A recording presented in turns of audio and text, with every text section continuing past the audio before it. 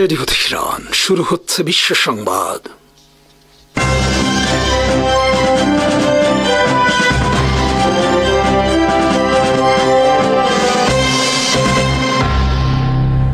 শুরুতেই সংবাদ শিরোনাম। আসসালামু আলাইকুম। পাকিস্তানে তালেবানদের হামলায় 19 সেনা নিহত। কাবুলের প্রতি কঠোর হুঁশিয়ারি পাকিস্তান প্রধানমন্ত্রী শাহবাজ শরীফের। পাকিস্তান পররাষ্ট্রমন্ত্রীকে ফোন যুক্তরাষ্ট্র ও মিশরের পররাষ্ট্রমন্ত্রীর। ডোনাল্ড ট্রাম্প বলেছেন, ইউরোপ রাশিয়া থেকে জ্বালানি কেনা বন্ধ করলে রাশিয়ার বিরুদ্ধে আরও অবরোধ আরোপ করা হবে। যুক্তরাষ্ট্রের জ্বালানি মন্ত্রী বলেছেন, রাশিয়ার স্থলে যুক্তরাষ্ট্র ইউরোপে জ্বালানি রপ্তানি করবে। ভারতে মোদির গদি কাঁপছে, একের পর একের রাজ্যে ছড়িয়ে পড়ছে বিক্ষোভ। আফগানিস্তানপন্থী তালেবানদের হামলায় পাকিস্তানের 19 সেনা নিহত হয়েছে। পাকিস্তান আর্মির জনসংযোগ বিভাগ আইএসপিআর শনিবার এক বিবৃতিতে এই তথ্য জানায়। বিবৃতিতে বলা হয়, খাইবার পাখতুনখোয়া প্রদেশের বাজাও এবং লোয়ার দার জেলায় ভারতীয় জঙ্গি সংগঠন ফিতনা আল খারিজের সন্ত্রাসীরা নিরীহ মানুষের ওপর হামলা চালায়। এ সময় পাকিস্তান আর্মি সন্ত্রাসীদের প্রতিরোধে এগিয়ে আসে এবং উভয় পক্ষে ব্যাপক যুদ্ধ ছড়িয়ে পড়ে। এতে 19 পাকিস্তানি সেনা ও 45 সন্ত্রাসী নিহত হয়েছে। আইএসপিআর জানায়, ফিতনা আল খারিজি হল পাকিস্তানের বিরুদ্ধে ভারতীয় একটি প্রক্সি সন্ত্রাসী বাহিনী। তারা আফগানিস্তানের সীমান্তে বিভিন্ন ঘাঁটি গড়ে তুলে পাকিস্তানের অভ্যন্তরে হামলা পরিচালনা করছে। সর্বশেষ হামলায় ভারতীয় সন্ত্রাসীদের সাথে অংশ নিয়েছে আফগানিস্তানের সন্ত্রাসীরা। আইএসপিআর জানায়, গত 10 সেপ্টেম্বর থেকে শুরু হওয়া অভিযানে ভারতীয় ফিতনা আল খারিজের 1335 সন্ত্রাসীকে জাহান্নামে পাঠানো হয়েছে। পাকিস্তানের বিরুদ্ধে ভারতীয় এই সন্ত্রাসী গোষ্ঠীকে সম্পূর্ণরূপে নির্মূলের লক্ষ্যে বর্তমানে অভিযান চলছে। শনিবার ফিতনা আল খারিজির হামলায় 19 পাকিস্তানি সেনা নিহতের পর পাকিস্তানের প্রধানমন্ত্রী আফগানিস্তানের তালেবান সরকারের প্রতি কঠোর হুঁশিয়ারি উচ্চারণ করে বলেছেন, কাবুলকে হয় পাকিস্তান অথবা ফিতনা আল খারিজকে বেছে নিতে হবে। শাহবাজ শরীফ স্পষ্ট করে বলেছেন, ফিতনা আল খারিজ আফগানিস্তানের মাটি ব্যবহার করে পাকিস্তানে হামলা পরিচালনা করছে, আর এই কাজে আফগানিস্তানকে সহায়তা করছে ভারত। ইমরান খান সরকারের পতনের পর থেকে পাকিস্তান আফগানিস্তান সম্পর্ক তিক্ত আকার ধারণ করে। সম্প্রতি চীনের মধ্যস্থতায় দুই দেশের সম্পর্ক উন্নতির চেষ্টা চলে, কারণ চীন তাদের বেল্ট অ্যান্ড রোড ইনিশিয়েটিভ প্রকল্পে আফগানিস্তানকে অন্তর্ভুক্ত করেছে এবং পাকিস্তান, আফগানিস্তান, ইরান সহ মধ্য এশিয়ায় একটি বিশাল বলয় গড়ে তুলতে চায়। কিন্তু এরই মধ্যে পাকিস্তান অভিযোগ করে ভারত আফগানিস্তানের ভূমি ব্যবহার করে পাকিস্তানের বিরুদ্ধে নাশকতা করছে, আর এই কাজে ভারতকে সহায়তা করছে কাবুলের তালেবান সরকার। বিশ্লেষকদের মতে পাকিস্তান আফগানিস্তান সম্পর্ক নস্যাতের ষড়যন্ত্র করছে নয়াদিল্লি। শনিবার খাইবার পাখতুনখোয়ায় যুদ্ধক্ষেত্র পরিদর্শন করেন শাহবাজ শরীফ এবং সেনা প্রধান ফিল্ড মার্শাল জেনারেল আসিম মুনির। এ সময় তারা নিহত সেনাদের জানাজায় অংশ নেন এবং আহতদের দেখতে হাসপাতালে যান। তেহরিক-ই-পাকিস্তান তালেবান বা টিটিপি হল আফগানিস্তানপন্থী একটি সশস্ত্র সংগঠন। তাদের লক্ষ্য আফগানিস্তানের তালেবানি কায়দায় যুদ্ধের মাধ্যমে পাকিস্তানের ক্ষমতা দখল করা। ফিতনা আল খারিজ হল তাদেরই একটি শাখা। পাকিস্তানের অভিযোগ, এই শাখাটি সরাসরি ভারত দ্বারা পরিচালিত। 12 সেপ্টেম্বর ইসরায়েলের জেরুজালেম পোস্টের এক খবরে বলা হয়েছে, তালেবান শাসকদের পৃষ্ঠপোষকতায় আফগানিস্তানে আবার নতুন করে সংগঠিত হচ্ছে আল কায়দা জঙ্গিরা, যা যুক্তরাষ্ট্র ও বিশ্ব নিরাপত্তার জন্য হুমকি। এদিকে শনিবার পাকিস্তানের পররাষ্ট্রমন্ত্রী ইসহাক দারকে টেলিফোন করেন যুক্তরাষ্ট্রের পররাষ্ট্রমন্ত্রী মার্কো রুবিও। এ সময় দুই কূটনীতিক দুই দেশের সম্পর্ক আরও জোরদার করার বিভিন্ন দিক নিয়ে আলোচনা করেন। একদিন মিশরের পররাষ্ট্রমন্ত্রীও ফোন করেন ইসহাক দারকে এবং কাতারে ইসরায়েলের হামলার পরবর্তী পরিস্থিতি নিয়ে আলোচনা করেন দুই দেশ। পাকিস্তান, মিশর ও কাতারের উদ্যোগে কাতারে মঙ্গলবার শুরু হচ্ছে আরব ইসলামিক সম্মেলন। এই সম্মেলনে যোগ দেবেন পাকিস্তানের প্রধানমন্ত্রী শাহবাজ শরীফ। কাতারে ইসরায়েলে হামলার প্রেক্ষিতে আয়োজন করা হয়েছে এই সম্মেলন। যুক্তরাষ্ট্রের প্রেসিডেন্ট ডোনাল্ড ট্রাম্প বলেছেন, ইউরোপ যদি রাশিয়া থেকে জ্বালানি তেল কেনা সম্পূর্ণরূপে বন্ধ করতে পারে তাহলে আমি রাশিয়ার বিরুদ্ধে কঠোর অবরোধ আরোপ করব। শনিবার ট্রাম্প তার ব্যক্তিগত সামাজিক যোগাযোগ মাধ্যম ট্রুথ সোশ্যালে দেওয়া এক পোস্টে এই কথা জানান। ট্রাম্প ইউরোপের নেতৃবৃন্দদের বলেন, আমি রাশিয়ার বিরুদ্ধে অবরোধ আরোপ করতে রাজি আছি। তার আগে আপনারা বলেন কখন থেকে আপনারা রাশিয়া থেকে জ্বালানি কেনা বন্ধ করবেন। আমরা রাশিয়ার বিরুদ্ধে অনেক অবরোধ আরোপ করেছি, কিন্তু আপনারা অনেকে রাশিয়া থেকে জ্বালানি কেনা পুরোপুরি বন্ধ করেননি। সে কারণে অনেক অবরোধ সঠিকভাবে কাজ করছে না। ট্রাম্প বলেন, আপনারা চীনা পণ্য আমদানির ক্ষেত্রেও শুল্ক বাড়াননি। ইউক্রেন যুদ্ধ শুরুর আগে ইউরোপিয়ান ইউনিয়নভুক্ত বিভিন্ন দেশ তাদের প্রয়োজনীয় প্রাকৃতিক গ্যাসের 60% আমদানি করত রাশিয়া থেকে। এসব দেশ তাদের জ্বালানি তেলেরও 40% আমদানি করত রাশিয়া থেকে। কিন্তু 2022 সালে ইউক্রেন যুদ্ধ শুরুর পর বিভিন্ন দেশ সম্পূর্ণরূপে বন্ধ করে দেয় রাশিয়া থেকে জ্বালানি তেল ও প্রাকৃতিক গ্যাস আমদানি। বর্তমানে সীমিত কয়েকটি দেশ আংশিক জ্বালানি তেল ও প্রাকৃতিক গ্যাস আমদানি করছে রাশিয়া থেকে। চলতি বছর ইউরোপ তাদের প্রয়োজনীয় প্রাকৃতিক গ্যাসের 13% আমদানি করেছে রাশিয়া থেকে। ইউরোপ রাশিয়া থেকে প্রাকৃতিক গ্যাস আমদানি বন্ধ করায় ইউরোপে ব্যাপকভাবে বৃদ্ধি পেয়েছে যুক্তরাষ্ট্রের এলএনজি রপ্তানি। যুক্তরাষ্ট্রের জ্বালানি মন্ত্রী ক্রিস রাইট বৃহস্পতিবার বলেছেন, যুক্তরাষ্ট্রের লক্ষ্য ইউরোপে রাশিয়ার গ্যাস রপ্তানি শূন্যের কোটায় নামিয়ে আনা। এরপর আমরা সেই স্থান দখল করতে চাই। আমাদের লক্ষ্য ইউরোপ তাদের প্রয়োজনীয় প্রাকৃতিক গ্যাস যুক্তরাষ্ট্র থেকে আমদানি করবে।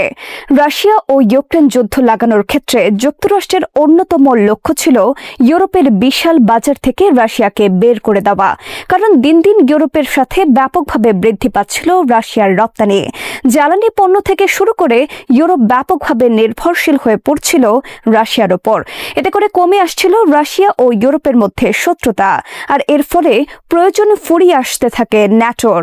কারণ ন্যাটোর জন্মই হয়েছিল রাশিয়ার আগ্রাসন থেকে ইউরোপকে রক্ষার জন্য। কিন্তু সেই ইউরোপ ব্যাপকভাবে রাশিয়া ও চীনের ওপর নির্ভরশীল হয়ে পড়ায় অনেকটা অকার্যকর হয়ে পড়ে ন্যাটো। রাশিয়া ইউক্রেন যুদ্ধ লাগানোর পেছনে যুক্তরাষ্ট্রের প্রধান উদ্দেশ্য ছিল সামরিক ও অর্থনৈতিকভাবে রাশিয়ার মেরুদণ্ড ভেঙে দেওয়া, যাতে সে আর কখনো যুক্তরাষ্ট্রের প্রতিদ্বন্দ্বী হয়ে উঠতে না পারে। কারণ 1991 সালে যুক্তরাষ্ট্রের বিজয়ের মধ্য দিয়ে শেষ হয় রাশিয়ার সাথে স্নায়ুযুদ্ধ। ভেঙে যায় রাশিয়া, কিন্তু মাত্র 20 বছরের মাথায় পুতিনের নেতৃত্বে আবার মাথা তুলে দাঁড়ায় রাশিয়া। তারা ঘনিষ্ঠ হয় চীনের সাথে। চীন এবং রাশিয়ার সম্মিলিত শক্তি যুক্তরাষ্ট্রের জন্য নতুন হুমকি হিসেবে আবির্ভূত হয়। সে কারণে যুক্তরাষ্ট্র আবার টার্গেট করে রাশিয়াকে দমন করার। এই পরিকল্পনার অংশ হিসেবে তারা ইউক্রেনের কাঁধে বন্দুক রেখে দীর্ঘ প্রক্সি যুদ্ধ শুরু করে রাশিয়ার বিরুদ্ধে। ইউক্রেন যুদ্ধের এই কারণ এখন আর গোপন কোনো বিষয় নয়। যুদ্ধ শুরুর পর বাইডেন প্রশাসনের একাধিক মন্ত্রী বেশ কয়েকবার স্পষ্ট করে বলেছেন, তাদের লক্ষ্য সামরিক ও অর্থনৈতিকভাবে রাশিয়াকে পথে বসানো। ইউক্রেন যুদ্ধ শুরুর পর যুক্তরাষ্ট্রের চাপে জার্মানি সহ বিভিন্ন দেশ রাশিয়া থেকে জ্বালানি তেল ও প্রাকৃতিক গ্যাস আমদানি বন্ধের পর চরম বিপর্যয় নেমে আসে গোটা ইউরোপের অর্থনীতিতে। এর মধ্যে তারা যুক্তরাষ্ট্রের চাপে ইউক্রেনের পেছনে বিলিয়ন বিলিয়ন ডলার অর্থ ঢালতে থাকে রাশিয়ার বিরুদ্ধে যুদ্ধে। কেবল যুক্তরাষ্ট্র এখন পর্যন্ত ইউক্রেনকে দিয়েছে $100 বিলিয়ন অস্ত্র ও অর্থ সহায়তা। ভারতে কাঁপছে মোদির গদি। পশ্চিমবঙ্গ, বিহার, আসাম সহ বিভিন্ন রাজ্যে একের পর এক ছড়িয়ে পড়েছে মোদি বিরোধী বিক্ষোভ। একের পর এক শ্রীলঙ্কা, বাংলাদেশ, নেপালে গণরোষে শাসকদের পালিয়ে যাবার প্রেক্ষিতে এবার ভারতেও ফুঁসে উঠছে জেন জি নামক তরুণ প্রজন্ম। বাংলাদেশ স্টাইলে তারাও মোদি হটাও আন্দোলনে সংগঠিত হচ্ছে মর্মে খবর বেরিয়েছে। বিহারে হাজার হাজার বেকার যুবক বিক্ষোভ করছে চাকরির দাবিতে। রোববার আসামের তিনসুকিয়ায় 30,000-এর বেশি মানুষ বিক্ষোভ করেন মোদির বিরুদ্ধে। অন্যান্য এলাকায় বিক্ষোভে যোগ দেয় কংগ্রেস সহ বিরোধীরা। এদিকে বাংলাদেশের মাফিয়া শাসক শেখ হাসিনার মতো ভারতেও মোদিকে ভোট চোর, ফ্যাসিস্ট, মাফিয়া হিসেবে আখ্যায়িত করা শুরু হয়েছে। সম্প্রতি পশ্চিমবঙ্গ বিধানসভায় মুখ্যমন্ত্রী মমতা ব্যানার্জির নেতৃত্বে দীর্ঘ সময় ধরে বাংলা ও হিন্দিতে দীর্ঘ সময় ধরে মোদি চোর বলে স্লোগান দেওয়া হয়। তামিলনাড়ুর সুপারস্টার থালাপতি বিজয় সম্প্রতি মোদিকে ফ্যাসিস্ট শাসক হিসেবে আখ্যায়িত করে মোদির বিরুদ্ধে যুদ্ধ ঘোষণা করেন। ভারতের বিরুদ্ধে যুক্তরাষ্ট্রের 50% শুল্ক আরোপের পর ভারতীয় গোয়েন্দা সংস্থার পক্ষ থেকে বলা হয়েছে, 3 মাসের মধ্যে 7 কোটি ভারতীয় বেকার হবে এবং মোদির বিরুদ্ধে সরকার পতনের আন্দোলন শুরু হতে পারে। চীনের প্রেসিডেন্ট শি জিনপিং এর বৃহৎ সামরিক প্যারেডে অংশ নিয়ে কিম জন উন উত্তর কোরিয়ার আন্তর্জাতিক মর্যাদা ও কূটনীতি ক্ষেত্রে এক নতুন উচ্চতায় পৌঁছেছেন। বহু বছর নির্জন ও অপ্রত্যাশিত অবস্থানের পর বিশ্বমঞ্চে শি জিনপিং ও রাশিয়ার পুতিনের সঙ্গে কাঁধ মিলিয়ে দাঁড়িয়ে বিশ্বকে দেখিয়ে দিয়েছেন যে তিনি এখন বিশ্বের সবচেয়ে ক্ষমতাধর দুই নেতার সমর্থন অর্জন করেছেন, তার একটি বিকল্প বিশ্ব ব্যবস্থা গড়ে তুলছেন। সম্প্রতি অনুষ্ঠিত চীনের সামরিক প্যারেডে সশস্ত্র বাহিনী ও রাজনীতির শীর্ষ নেতৃত্ব ছাড়াও 26টি দেশের রাষ্ট্র ও সরকার প্রধানদের আমন্ত্রণ জানানো হয়েছিল। এর মধ্যে সবচেয়ে বড় কূটনৈতিক সাফল্য অর্জন করলেন উত্তর কোরিয়ান যুবনেতা কিম জং উন। তিনি প্রেসিডেন্ট পুতিনের সঙ্গে দৃঢ় সম্পর্ক গড়েছেন, যিনি রাশিয়ার পক্ষে ইউক্রেন যুদ্ধের সময় উত্তর কোরিয়ার সৈন্যদের ত্যাগ কখনো ভুলবেন না বলে প্রতিশ্রুতি দিয়েছেন। এছাড়া 6 বছর পর শি জিনপিং এর সঙ্গে শীর্ষ সম্মেলনে অংশগ্রহণ করে দুই দেশের পুরনো সম্পর্ক পুনর্নির্মাণের সূচনা করলেন। শি জিন বৈঠকের পর কিমকে বেইজিং এর আন্তর্জাতিক কেন্দ্র ঝংনাংহাইয়ের বাসভবনে চায়ের আড্ডা ও রাজকীয় ভোজনে আমন্ত্রণ জানান, যা শুধুমাত্র পুতিনকে দেওয়া হয়েছিল। এই সম্মান প্রদর্শনে স্পষ্ট হলো যে কিম এখন আর পূর্বের মতো একটি ছোটখাটো অংশীদার নয়, বরং আন্তর্জাতিক কূটনীতির একটি ভূমিকা পালন করছেন। বৈঠকের সবচেয়ে লক্ষণীয় দিক ছিল কোরিয়ান উপদ্বীপের পারমাণবিক নিরস্ত্রীকরণ নিয়ে কোনো উল্লেখ না থাকা। 5টি শীর্ষ বৈঠকে যেটি ছিল প্রধান আলোচ্য বিষয়, তা এবার আনুষ্ঠানিক ঘোষণা থেকে বাদ দেওয়া হয়েছে। বিশেষজ্ঞরা এতে চীনের নীরব সমর্থন অর্থে উত্তর কোরিয়াকে পারমাণবিক শক্তি হিসাবে স্বীকার করার সূচনা দেখছেন। অনেকেই বলছেন চীন তার দীর্ঘদিনের পারমাণবিক নিরস্ত্রীকরণ নীতি থেকে সরে গিয়ে এবং নীরবভাবে উত্তর কোরিয়াকে অনুমোদন দিচ্ছে। পরবর্তী দিন কিম উত্তর কোরিয়ার নতুন উচ্চ ক্ষমতার রকেট ইঞ্জিন পরীক্ষায় অংশ নেন, যা তাদের ইন্টারকন্টিনেন্টাল ব্যালিস্টিক মিসাইলের জন্য ব্যবহৃত হবে, যা পরিষ্কার করে দেয় উত্তর কোরিয়া এখন অনির্দিষ্টকালের জন্য পারমাণবিক শক্তিকে ধরে রাখার পথ বেছে নিয়েছে। সিউলের বিশ্লেষকরা নিশ্চিত করেছেন যে চীনের সঙ্গে শক্তিশালী অর্থনৈতিক ও কূটনৈতিক সম্পর্ক ভবিষ্যতে আমেরিকার সঙ্গে পারমাণবিক আলোচনা পরিচালনায় কিমের অবস্থানকে শক্তিশালী করবে। এই পরিস্থিতির মাঝে মার্কিন প্রেসিডেন্ট ডোনাল্ড ট্রাম্প কিমের সঙ্গে পুনরায় যোগাযোগের আগ্রহ প্রকাশ করেছেন, যদিও তার আগে পারমাণবিক নিরস্ত্রীকরণের চুক্তি ব্যর্থ হয়। কিন্তু ট্রাম্পের সামনেই বেশ কিছু আন্তর্জাতিক সংকট রয়েছে, যেমন রাশিয়ার ইউক্রেন যুদ্ধ এবং ইসরায়েল হামাস সংঘাত, যা তার আন্তর্জাতিক মর্যাদাকে সংকটাপন্ন করে তুলেছে। কিম জং উনের পারমাণবিক শক্তি হিসেবে স্বীকৃতির স্বপ্ন এখন বাস্তবায়নের পথে। চীন ও রাশিয়ার ট্যাসিট অনুমোদন ও সমর্থন তাকে আন্তর্জাতিক কূটনীতির শক্তিধর খেলোয়াড় হিসেবে প্রতিষ্ঠিত করবে, যা বিশ্ব রাজনীতির গতিপথে এক নতুন অধ্যায় লিখবে। ইউরোপ জুড়ে শান্তি ও নিরাপত্তার নতুন সংকট তৈরি হয়েছে। রাশিয়ার ড্রোন ইউক্রেন পেরিয়ে পোল্যান্ডের আকাশে ঢুকে পড়ায় প্রতিবেশী দেশটি এখন ইউক্রেনের পাশে দাঁড়িয়ে যৌথ প্রতিরক্ষা জোরদারের পথে এগোচ্ছে। বিশ্লেষকরা বলেছেন, এটি কি শুধু সাময়িক উত্তেজনা নাকি আসন্ন বড় যুদ্ধের আগামী ইঙ্গিত? এ নিয়ে জল্পনা তুঙ্গে। এই অবস্থা শুধু সীমান্ত সংঘর্ষ নয়, বরং মহাদেশীয় নিরাপত্তা সংকটের সূচনা, যা ভবিষ্যৎ পশ্চিমা জোটের একনায়কতন্ত্রের জন্য গুরুত্বপূর্ণ পরীক্ষা। কোন দিকে মোড় নিচ্ছে ইউক্রেন রাশিয়া যুদ্ধ, তা নিয়ে চলছে চুলচেরা বিশ্লেষণ। রাশিয়ার ড্রোনগুলো ইউক্রেনকে লক্ষ্য করে পোল্যান্ডের বায়ুসীমা লঙ্ঘন করেছে। জেলেনস্কি জানান, তিনি পোল্যান্ডের প্রধানমন্ত্রী ডোনাল্ড টাস্কের সঙ্গে এই নতুন সংকটটি বিস্তারিত আলোচনা করেছেন এবং এটি সম্পূর্ণ ভিন্ন মাত্রার উত্তেজনা ও সংকট হিসেবে বর্ণনা করেছেন, যা পূর্ববর্তী পরিস্থিতি থেকে কঠিন ও গুরুতর। রাশিয়ার হামলায় ব্যবহৃত ড্রোনের ধ্বংসাবশেষ পোল্যান্ডের বিভিন্ন শহর ও গ্রাম থেকে পাওয়া গেছে, যার মধ্যে ইরানি নির্মিত শাহেদ ড্রোনও রয়েছে। ইতিমধ্যেই কিয়েভ গোয়েন্দা তথ্য ও সংবাদ পোল্যান্ডের রাজধানী ওয়ার্সের সঙ্গে শেয়ার করছে। তিনি পোল্যান্ডকে ড্রোন ধ্বংসের সামরিক সহায়তা, প্রশিক্ষণ এবং বিশেষজ্ঞতা প্রদানের প্রস্তাব দিয়েছেন এবং টাস্কের সঙ্গে মিলিত হয়ে সামরিক ক্ষেত্রে যৌথ কাজ করার ব্যাপারে সম্মত হয়েছেন। এই জোট ইউরোপীয় আকাশে একটি কার্যকরী বায়ু প্রতিরক্ষা ব্যবস্থা গঠনের পাশাপাশি ইন্টারসেপ্টর ড্রোন উৎপাদনের জন্য অর্থায়ন বৃদ্ধিতে গুরুত্ব আরোপ করছে, যা ভবিষ্যতে সম্ভাব্য হামলা থেকে মহাদেশকে রক্ষা করবে। উল্লেখযোগ্যভাবে জেলেনস্কি পোল্যান্ডের পাশাপাশি যুক্তরাজ্যের প্রধানমন্ত্রী কিয়ার স্টারমার, ইতালির প্রধানমন্ত্রী জিওর্জিয়া মেলোনি এবং ন্যাটোর মহাসচিব মার্ক রুটের সঙ্গেও এই গুরুতর বিষয়ে নিয়ে আলোচনা করেছেন। তিনি সবাইকে একযোগে কাজ করার আহ্বান জানিয়েছেন, যাতে ইউরোপীয় ভূখণ্ডের নিরাপত্তা নিশ্চিত করা যায়। পোল্যান্ডের সংশ্লিষ্ট কর্মকর্তারা দেশে বিভিন্ন স্থানে ড্রোন ধ্বংসাবশেষ পাওয়ার পর তদন্ত চালিয়ে যাচ্ছেন। অন্যদিকে ইউক্রেন দাবি করেছে এসব ড্রোন হামলা রাশিয়ার দখলকৃত ইউক্রেনীয় ভূখণ্ড এবং বেলারুস থেকে পরিচালিত হয়েছে। রাশিয়ার একক আগ্রাসনের বিরুদ্ধে পোল্যান্ডের এই সমর্থন নতুন এক প্রতিরোধের আঁচড় হয়ে ওঠার পাশাপাশি ইউরোপীয় নিরাপত্তার গঠনকে আরো জোরদার করবে বলে বিশেষজ্ঞরা মনে করছেন। আন্তর্জাতিক সম্প্রদায় এখন ঐক্যবদ্ধ হয়ে এমন হুমকির মোকাবেলায় প্রস্তুতি নিতে বদ্ধপরিকর। মধ্যপ্রাচ্যে নতুন উত্তেজনার জন্ম দিয়েছে কাতারে ইসরায়েলের সামরিক অভিযান। মঙ্গলবার গভীর রাতে হামাস নেতাদের লক্ষ্য করে দোহায় কূটনৈতিক এলাকায় বোমাবর্ষণ করে তেল আবিবের 12টি যুদ্ধবিমান। ফিলিস্তিনি সংগঠনটির শীর্ষ নেতৃত্বকে হত্যা করার এই প্রচেষ্টায় কাতারের আকাশ প্রতিরক্ষার কোনো কার্যকর প্রতিক্রিয়া দেখা যায়নি। ফলে তেল সমৃদ্ধ ধনী এই দেশের সামরিক সক্ষমতা নিয়ে শুরু হয়েছে ব্যাপক আলোচনা। ঘটনার পরপরই আঞ্চলিক সংবাদ মাধ্যমগুলো প্রশ্ন তুলেছে, তেল ও প্রাকৃতিক গ্যাসের সমৃদ্ধ আরব বিশ্বের অন্যতম শক্তিধর দেশ হয়েও কাতার কেন আকাশসীমা রক্ষা করতে ব্যর্থ হলো। বিশ্লেষকরা বলছেন, কাতারের আকাশ প্রতিরক্ষা প্রযুক্তিগতভাবে আধুনিক হলেও সক্রিয় সমন্বয় ও দ্রুত প্রতিক্রিয়ার ঘাটতি স্পষ্ট। ইসরায়েলি বিমানগুলো আন্তর্জাতিক আকাশসীমা অতিক্রম করে দোহার উপকণ্ঠে ঢোকার পরও প্রতিরক্ষা বাহিনী সময়মতো প্রতিহত করতে পারেনি। 2025 সালের গ্লোবাল পাওয়ার ইন্ডেক্স অনুযায়ী 145টি দেশের মধ্যে সামরিক শক্তিতে কাতারের অবস্থান 72তম। দেশটির সেনাবাহিনীতে 87,000-এরও বেশি সদস্য রয়েছে, যার মধ্যে সক্রিয় সেনা প্রায় 68,000। আকাশ প্রতিরক্ষায় রয়েছে 125টি যুদ্ধ বিমান, যার মধ্যে ফরাসি রাফাল ও জার্মান টাইফুন মিলিয়ে 31টি ফাইটার জেট, 46টি সামরিক হেলিকপ্টার এবং 12টি পরিবহন বিমান। প্রতিরক্ষা সক্ষমতা বাড়াতে যুক্তরাজ্য, ফ্রান্স ও জার্মানি থেকে নতুন যুদ্ধ বিমান কেনার প্রক্রিয়াও চলছে।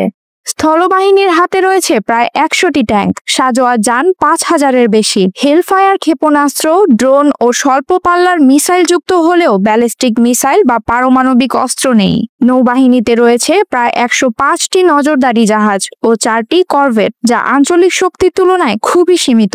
সামরিক বাজেট বড় হলেও নৌশক্তির এই ঘাটতি বিশেষজ্ঞদের মতে দীর্ঘমেয়াদী ঝুঁকি তৈরি করছে। অন্যদিকে সামরিক সক্ষমতায় ইসরায়েল অনেক এগিয়ে। উন্নত প্রতিরক্ষা ব্যবস্থা, আঞ্চলিক গোয়েন্দা তৎপরতা এবং যুক্তরাষ্ট্রের সঙ্গে ঘনিষ্ঠ সামরিক সহযোগিতা তেল আবিবকে মধ্যপ্রাচ্যে এক অনন্য অবস্থানে রেখেছে। তাই কাতারের আকাশসীমায় 12টি যুদ্ধ বিমানের অভিযান বিশেষজ্ঞদের মতে শুধু হামাসকে টার্গেট করার অভিযান নয়, বরং দোহাকে কূটনৈতিক বার্তাও। ইসরায়েলের বিরুদ্ধে একজোট হতে শুরু করেছে মুসলিম বিশ্ব। এমন কোনো প্রমাণ এখন পর্যন্ত পাওয়া না গেলেও এমনটাই আশঙ্কা করছেন বিশ্লেষকগণ। বিভিন্ন গণমাধ্যমে এ নিয়ে চলছে চুলচেরা বিশ্লেষণ। কাতারে হামলার ঘটনার পর ধীরে ধীরে ইসরায়েলের প্রতি ক্ষোভ দানা বাঁধছে সংযুক্ত আরব আমিরাতে। যে কোনো সময় ছড়িয়ে পড়তে পারে সহিংসতার আগুন, আর আরব আমিরাতের হাত ধরে মুসলিম বিশ্ব সংঘবদ্ধ হলে সেই আগুনেই পুড়ে যেতে পারে স্বৈরাচারী শাসন ব্যবস্থা। ইসরায়েলের কর্মকাণ্ড ঘিরে মধ্যপ্রাচ্যের ভূ রাজনীতিতে নতুন করে টানাপোড়েন দেখা দিয়েছে সংযুক্ত আরব আমিরাতে। কাতারে ইসরায়েলি সামরিক হামলা এবং পশ্চিম তীরের নতুন দখল পরিকল্পনা ইউএই এর কূটনৈতিক ভারসাম্যে চাপ তৈরির পাশাপাশি বিভ্রান্তিও তৈরি করছে। আব্রাহাম চুক্তির মাধ্যমে সম্পর্ক দৃঢ় হলেও সাম্প্রতিক ঘটনাবলী সেই সম্পর্কে ফাটল ধরিয়েছে। গত 10 September UAE president Sheikh Mohammed bin Zayed Al Nahyan কাতারের আমির Sheikh Tamim bin Hamad Al থানিকে দেখতে গেলে এই উদ্বেগের বিষয়ে জানান। ইসরায়েলের সবচেয়ে দৃঢ় আরব অংশীদার হলো ইউএই। 2020 সালে ইসরায়েলের সঙ্গে আব্রাহাম চুক্তির মাধ্যমে আনুষ্ঠানিক কূটনৈতিক সম্পর্ক স্থাপন করে দেশটি। এই চুক্তির মাধ্যমে অর্থনীতি ও প্রযুক্তিতে সহযোগিতা বাড়ানো হয়। তবে গাজা, লেবানন, সিরিয়া ও পশ্চিম তীরে ইসরায়েলের সামরিক অভিযান এবং দখল নীতির ফলে এই সম্পর্কের উপর ব্যাপক চাপ বেড়েছে। সম্প্রতি ইউএই দুবাই এয়ার শোতে ইসরায়েলের অংশগ্রহণ বাতিল করেছে। একই সঙ্গে পশ্চিম তীরের আংশিক সংযুক্তি রেড লাইন অতিক্রমের শঙ্কা জানিয়েছে। বিশ্লেষকরা বলছেন ইউএই এর নীতি প্রধানত আবুধাবির নিয়ন্ত্রণে। তবে দুবাই ও শারজা মাঝে মাঝে ভিন্ন মত প্রকাশ করে, কারণ তারা আঞ্চলিক প্রতিক্রিয়া ও অস্থিতিশীলতা নিয়ে চিন্তিত। তবুও পশ্চিম তীরের দখল প্রক্রিয়া এবং গাজার ইসরায়েলের কর্মকাণ্ড সম্পর্কের সীমাবদ্ধতা পরীক্ষা করছে, কারণ আবুধাবি চায় সম্পর্ক বজায় রাখতে এবং আঞ্চলিক ক্ষোভ এড়াতে। বিশ্লেষকরা বলছেন ইউএই সম্ভবত ইসরায়েলের সঙ্গে সম্পর্ক হঠাৎ বন্ধ না করে আঞ্চলিক প্রভাবক হিসেবে নজর রাখার পাশাপাশি যুক্তরাষ্ট্র ও ইসরায়েলের সঙ্গে কৌশলগত সহযোগিতা চালিয়ে যাবে। সব মিলিয়ে ইউএই ইসরায়েলের সঙ্গে সম্পর্ক ধরে রাখতে চাচ্ছে কিনা তা অস্পষ্ট, যেহেতু পশ্চিম তীরের সংযুক্তি ও গাজায় হামলা দেশ দুটির সম্পর্কে খানিকটা চির ধরিয়েছে। বিশ্লেষকদের মতে আবুধাবি আপাতত সম্পর্ক ছিন্ন না করে বরং সুষম নীতি অনুসরণ করে মার্কিন যুক্তরাষ্ট্র ও ইসরায়েলের সঙ্গে কৌশলগত সহযোগিতা বজায় রাখবে। একই সঙ্গে আরব বিশ্বের ক্ষোভ সামলানোর চেষ্টাও করবে। কাতারে নজিরবিহীন ইসরায়েলি বিমান হামলার পর নড়ে চড়ে বসেছে মুসলিম বিশ্ব। উপসাগরীয় অঞ্চলের সার্বভৌমত্বকে অমান্য করে তেল আবিবের আগ্রাসন আঞ্চলিক স্থিতিশীলতার জন্য বড় হুমকি তৈরি করেছে বলে জানায় কাতার। হামলার পরপরই দোহা জরুরি ভিত্তিতে আরব সম্মেলনের ডাক দিয়েছে। কাতারের প্রধানমন্ত্রী আল থানি ঘোষণা দিয়েছেন, ইসরায়েলি হামলার জবাবে আঞ্চলিক প্রতিক্রিয়া গড়ে তোলার প্রস্তুতি চলছে এবং এতে মুসলিম দেশগুলোর ঐক্যবদ্ধ সাড়া দেখা যাবে। 9 সেপ্টেম্বর ভোরে দোহার প্রাণকেন্দ্রে হঠাৎ করে ঢুকে পড়ে বেশ কিছু ইসরায়েলি যুদ্ধ বিমান। লক্ষ্য ছিল হামাসের শীর্ষ নেতৃত্ব। ভয়াবহ এই হামলায় 6 জন নিহত হন, যদিও হামাসের শীর্ষ নেতারা অল্পের জন্য বেঁচে যান। আন্তর্জাতিক অঙ্গনে তীব্র নিন্দার ঝড় ওঠে। সমৃদ্ধ অর্থনীতি ও উন্নত নিরাপত্তা ব্যবস্থার জন্য খ্যাত দেশটির আকাশসীমা ভেদ করে এমন আক্রমণ কাতারের সার্বভৌমত্বকে প্রশ্নের মুখে ঠেলে দিয়েছে।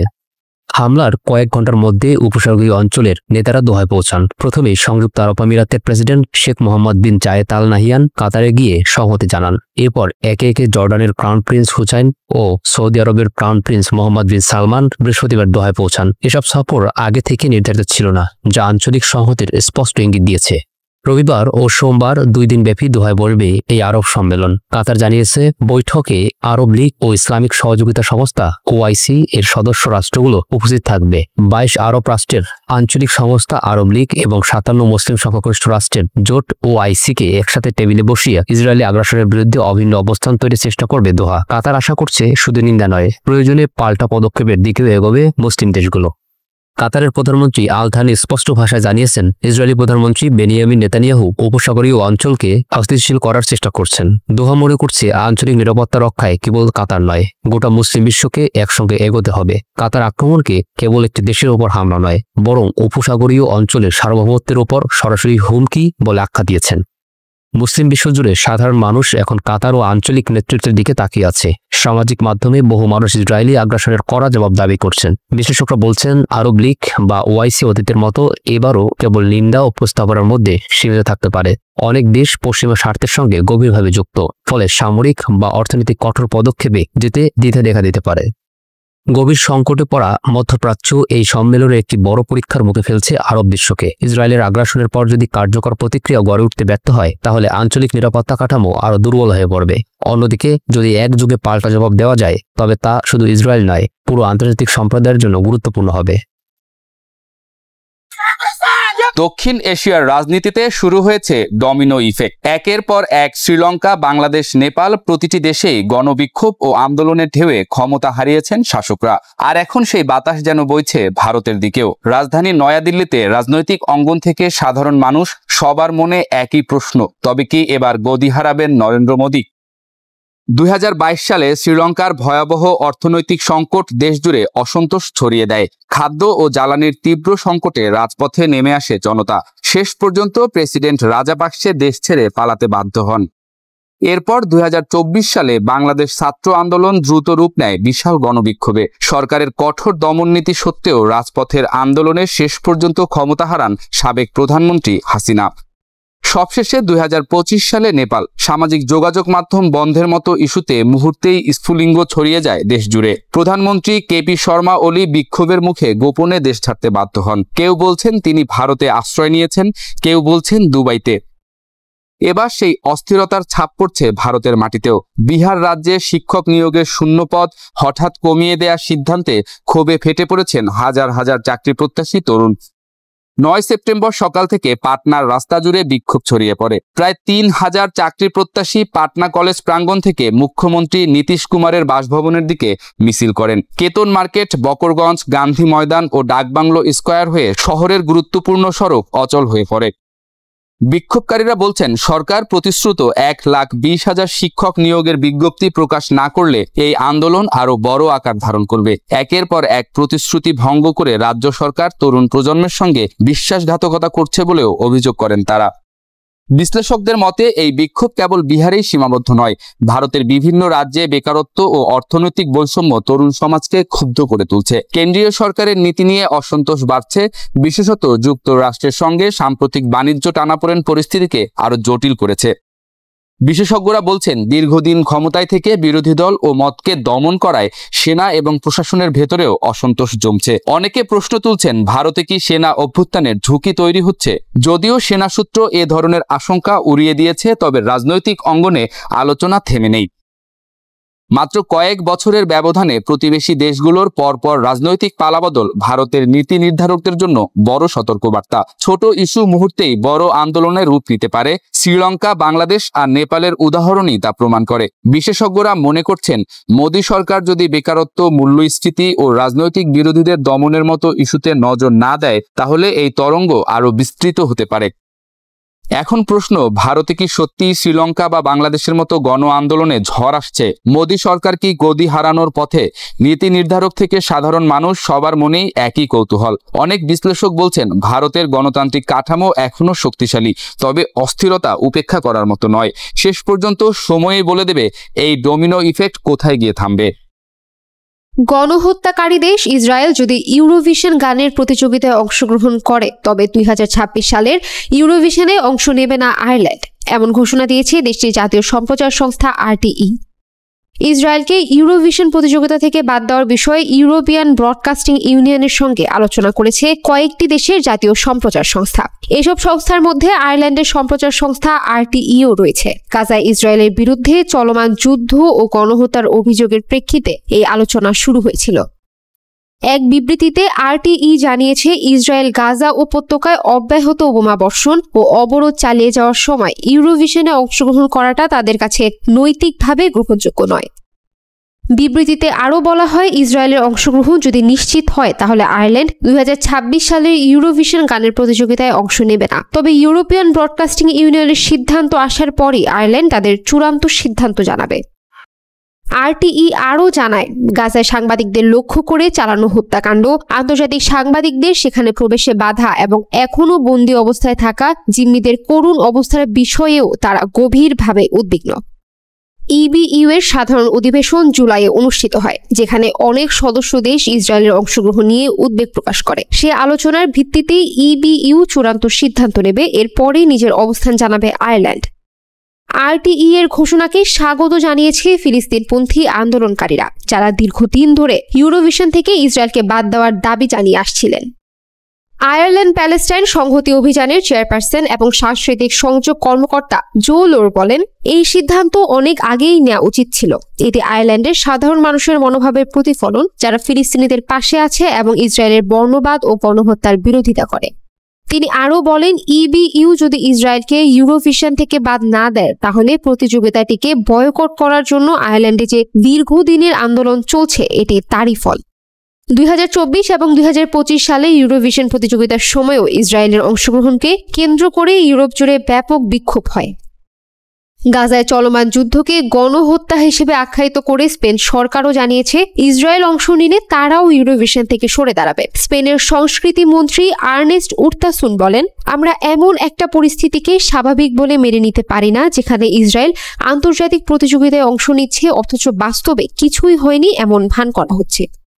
স্পেনের প্রধানমন্ত্রী পেদ্রো সানচেজ এর আগে বলেন, রাশিয়াকে ইউক্রেনে হামলার কারণে ইউরোভিশন থেকে বাদ দেওয়া হয়েছে, সে একই নীতিতে ইসরায়েলকেও বাদ দেওয়া উচিত। স্পেনের এই অবস্থান স্লোভেনিয়ার জাতীয় সম্প্রচার সংস্থার হুঁশিয়ারির সঙ্গে সঙ্গতিপূর্ণ। 2026 সালের ইউরোভিশন হবে প্রতিযোগিতাটির 70তম আসর এবং এটি অনুষ্ঠিত হবে অস্ট্রিয়ার ভিয়েনায়, কারণ 2025 সালে অস্ট্রিয়ান গায়ক জে ওয়েস্টেড লাভ গানটি দিয়ে বিজয়ী হন। মিডল ইস্ট আই এ বিষয়ে বিবিসির কাছে জানতে চাইলেও কোনো উত্তর পাওয়া যায়নি। একইভাবে যুক্তরাজ্যের সংস্কৃতি, মিডিয়া ও ক্রীড়া মন্ত্রণালয়ের কাছে মন্তব্য চাওয়া হলেও তাদের পক্ষ থেকেও কোনো প্রতিক্রিয়া মেলেনি। পোল্যান্ডের আকাশসীমায় রাশিয়ার ড্রোন প্রবেশকে কেন্দ্র করে ট্রাম্পের সঙ্গে বাকবিতণ্ডা জড়ালেন পোল্যান্ডের প্রধানমন্ত্রী। ট্রাম্পের দাবি, ড্রোন অনুপ্রবেশের ঘটনাটি ভুলবশত হয়ে থাকতে পারে, তবে ওয়াটার বলছে এটি রাশিয়ার ইচ্ছাকৃত হামলা। এ নিয়ে বাকযুদ্ধে নেমেছে ট্রাম্প টাস্ক। গত বুধবার পোল্যান্ড দাবি করে তাদের আকাশসীমায় প্রবেশ করা একাধিক রুশ ড্রোন ভূপাতিত হয়েছে। মস্কো জানায়, এসব ড্রোন ইউক্রেন লক্ষ্য করে পাঠানো হয়েছিল। ভুলবশত পোল্যান্ডে ঢুকে যায়, তারা পোল্যান্ডে হামলা চালাতে চায়নি। রাশিয়া ইউক্রেন যুদ্ধ শুরু হওয়ার 3 বছরের বেশি সময় পার হলেও এটি প্রথম পোল্যান্ডে রুশ ড্রোন ভূপাতিত হওয়ার ঘটনা, যা ইউরোপ জুড়ে তীব্র প্রতিক্রিয়ার সৃষ্টি করেছে। রাশিয়ার উপর নতুন নিষেধাজ্ঞার দাবি উঠেছে ইউরোপের দেশগুলো থেকে। ড্রোন অনুপ্রবেশ ইস্যুতে শুক্রবার জাতিসংঘ নিরাপত্তা পরিষদে বৈঠক হওয়ার কথা ছিল। এর আগে বৃহস্পতিবার সাংবাদিকদের ট্রাম্প বলেন, এটি হয়তো ভুলবশত হয়েছে। এছাড়াও ট্রাম্প তার ট্রুথ সোশ্যালে লিখেন, ড্রোন দিয়ে রাশিয়া পোল্যান্ডের আকাশসীমা লঙ্ঘন করছে, তাতে কি হয়েছে? অন্যদিকে এক্স পোস্টে টাক্স লিখেছেন, আমরাও চাই এটা ভুল হোক, কিন্তু তা নয়, আমরা জানি এটি ভুলবশত হয়নি। তিনি আরো জানান, ন্যাটোর কোনো সদস্যের আকাশসীমায় রুশ ড্রোন ভূপাতিত হওয়ার ঘটনা এটাই প্রথম। তার মতে বিপুল সংখ্যক ড্রোন পোল্যান্ডে ঢুকে পড়েছিল। টাস্কের মন্তব্যের সঙ্গে একমত হয়ে দেশটির প্রতিরক্ষা বিষয়ক উপমন্ত্রী বলেন, ভুল হওয়ার কোনো প্রশ্নই আসে না, এটি ছিল রাশিয়ার ইচ্ছাকৃত হামলা। পোল্যান্ড মনে করছে ড্রোন অনুপ্রবেশের মাধ্যমে ন্যাটো ও তাদের প্রতিরক্ষা সক্ষমতা পরীক্ষা করতে চাইছে রাশিয়া। এদিকে ইউরোপীয় নেতারা বলছেন, এই ঘটনাই প্রমাণ করে ইউক্রেন যুদ্ধ থামাতে মস্কোর কোনো আগ্রহই নেই। ফ্রান্স বলছে পোল্যান্ডের আকাশসীমা সুরক্ষায় 3টি রাফাল যুদ্ধ বিমান মোতায়েন করবে। জার্মানি ন্যাটোর পূর্ব সীমান্ত রক্ষায় নিজেদের প্রতিশ্রুতি আরো জোরালো করার আশ্বাস দিয়েছেন। অন্যদিকে ট্রাম্প হুঁশিয়ার করেছেন, শান্তি চুক্তি না হলে রাশিয়ার উপর আরও নিষেধাজ্ঞা আরোপ করা হবে। ইউক্রেন রাশিয়া যুদ্ধের তীব্রতা দিন দিন বাড়ছে, তেমনি তার প্রভাব ছড়িয়ে পড়ছে প্রতিবেশী দেশগুলোতেও। পোল্যান্ডে রাশিয়ার এই সংঘাতে তার আঁচ পাওয়া যাচ্ছে। ন্যাটোর সদস্য হওয়ায় দেশটি শুরু থেকে ইউক্রেনকে রাজনৈতিক ও সামরিক সহায়তা দিয়ে আসছে। জাতিসংঘ নিরাপত্তা পরিষদের বৈঠকে এই ইস্যুতে কি সিদ্ধান্ত আসে এবং ন্যাটো কতটা কঠোর প্রতিক্রিয়া জানায়, সে এখন দৃষ্টি থাকবে বিশ্বের। শ্রোতা বন্ধুরা, বিশ্ব সংবাদে এই ছিল আমাদের সর্বশেষ আয়োজন। সঙ্গে থাকার জন্য আপনাদের সবাইকে অসংখ্য ধন্যবাদ।